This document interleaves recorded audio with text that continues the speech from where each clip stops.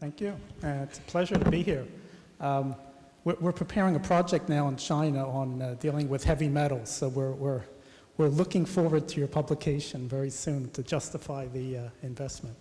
I'm just going to give a quick overview of results from some interdisciplinary work that we're just completing. We're going to launch this study October 23rd.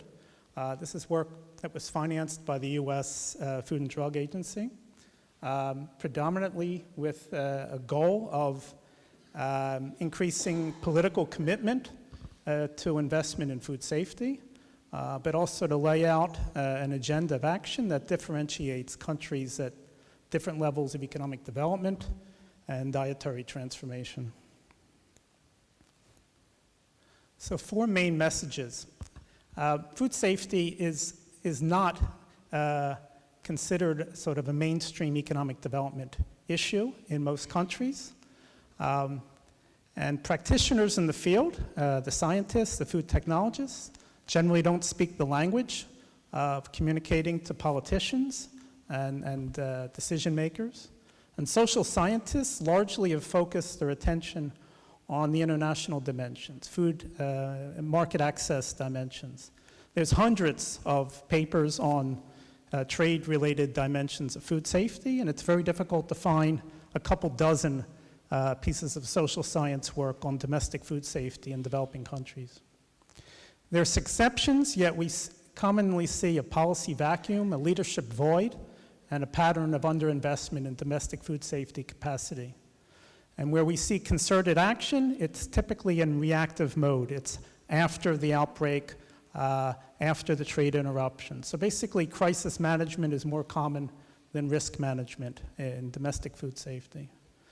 The weak foundations of food safety systems and the gap between the capacity and the need for capacity is especially wide in rapidly urbanizing lower middle income countries. We essentially see these countries as the world's hotspot for food safety now. And the business as usual scenario will result in enormous additional costs, both in public health terms and economic terms for those countries. There are appropriate food safety public policies and cost-effective investments for countries at all economic levels. And the efficacy here depends on really the application of some core principles. Now, so essentially we see a commitment deficit, a leadership deficit, and an implementation deficit. So food safety is a mainstream economic development issue. From a policymaker point of view, the image of food safety is typically that on the left. It's the scientists that are speaking Latin about emerging hazards and whatnot. And so there's a big disconnect between what the practitioners are doing and what the politicians can understand. And as we heard earlier this morning, food and nutritional security is not met unless major elements of a healthy diet are safe and are perceived to be safe. And so there's a connection between food safety and many of the SDGs, critical connection to SDGs 1, 2, and 3, and a two-way interdirectional flow between food safety and several of the other SDGs about sustainable cities, about gender equality, et cetera. So in development agenda, most of the attention on food safety has really been focused on trade standards and other international market access issues. So we tend to put a lot of emphasis on standards as non-tariff barriers, private standards as barriers to smallholder market access, and the compliance costs of dealing with access into high-income countries. And relative neglect on the domestic food safety. So part of this is this invisibility, the lack of data at country level for the burden of foodborne illness, the pattern of hazards, and the economic aspects of unsafe food. Also, foodborne disease falls heavily on the poor and falls even heavier on children. And so basically, it's not only invisible, but it's voiceless. Right? Those aspects of society who don't have voice in policy are the most affected. And finally, the sort of competition for resources, right? So if we look, so globally, it's true that foodborne disease has a burden similar to that of tuberculosis or malaria. But if you look at a country-specific level, the pattern is very different. So in much of the larger African countries, the big three, tuberculosis, malaria, HIV/AIDS, have a DALY's burden 6 to 10 times that of foodborne disease. So no wonder in domestic public health diagnostic and discussions, the big three are tending to attract a very large proportion of public health expenditure. In Asia, this pattern has begun to change quite significantly. So now in China, foodborne disease has a higher burden than the big three combined. In Sri Lanka, it's the same thing. In most other middle-income countries in Asia, it's 2 to 3 ratio. So it's no wonder that foodborne disease is a much higher now on the radar screen in terms of the political economy of food in those countries. So the economic costs are various. They happen at individual level, they happen at sectoral level, and at the economy level. These are just some examples of the types of costs that are borne. Generally, we have anecdotal case examples of this. Rarely are these costs aggregated to get a picture, again, to make comparisons between the economic costs of unsafe food and that of other health issues or other issues that policymakers are concerned with. We've done an exercise utilizing the WHO information on foodborne disease and combining it with gross national income average to come up with an aggregate estimate of what we call productivity loss. So this is due to foodborne disease. This is lost work and productivity due to illness or premature death. And so for developing countries as a whole, we come up with an estimate of $95 billion. That's per year. 28 countries, this burden is $500 million or more. You see China, India, it's the largest. Okay, that's partly related to country size. Estimate of the cost of treating illness is in the realm of $15 billion. And for comparison, we estimate that the cost in terms of trade for developing countries, this is related to rejections, this is related to excessive costs of compliance with, we put a figure of $5 billion. So in aggregate for developing countries, we put the ratio at something like 20 to 1 in terms of the domestic costs of unsafe food versus trade-related costs of unsafe food. By the way, for Africa, the figure is probably more like 50 to 1 in terms of the relative significance of the economic costs of unsafe food. Yet, if you would look at the pattern of development assistance related to food safety in Africa, it's exactly the reverse. It's something like 30 to 1 in terms of expenditures of development assistance.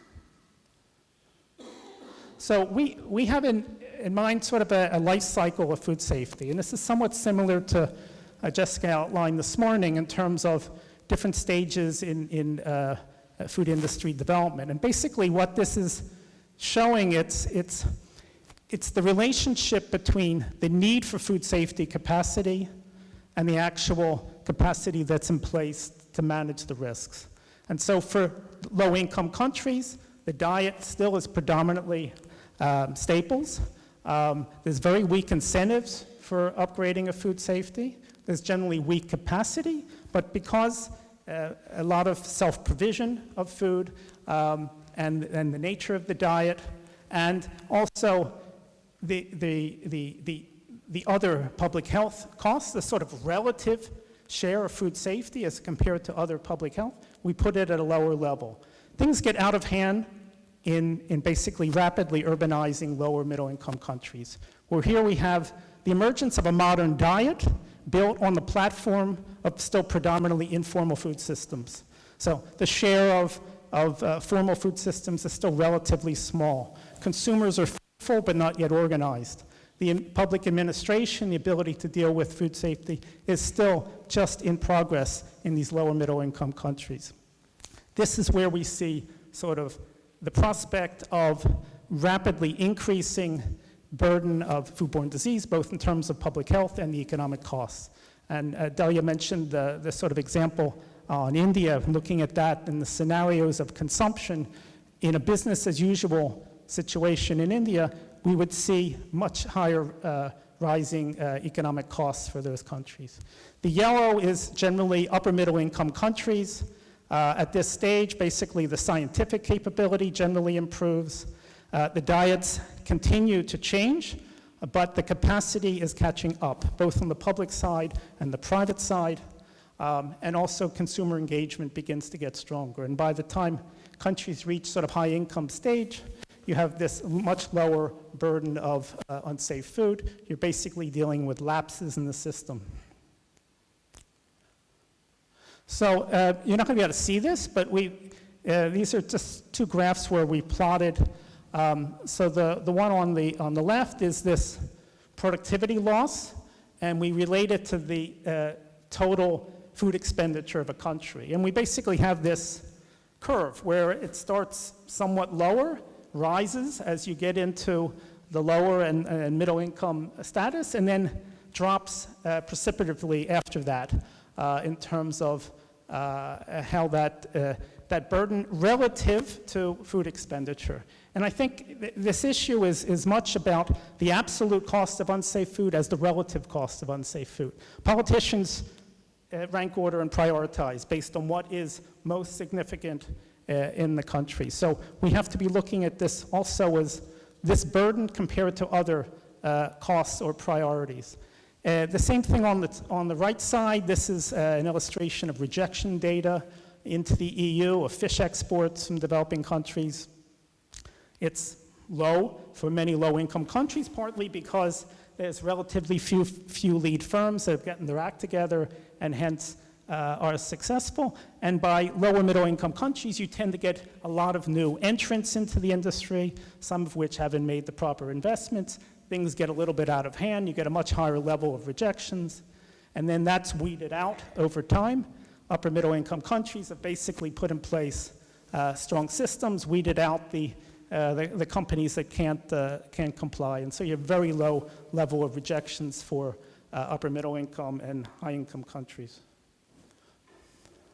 So with urbanization, dietary change, intensification of agriculture, we see a much broader level of hazards in developing countries and exposure of the population.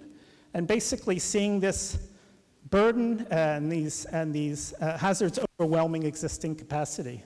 And so in relatively few countries do we see a concerted policy framework on food safety. Often it's a lot of attention to end product testing rather than preventative forward-looking approach. On the behavior side, we see a lot of misuse of chemicals, antibiotics. We see a lot of unhygienic practices in the handlers, and consumers often not applying safe practices in food preparation.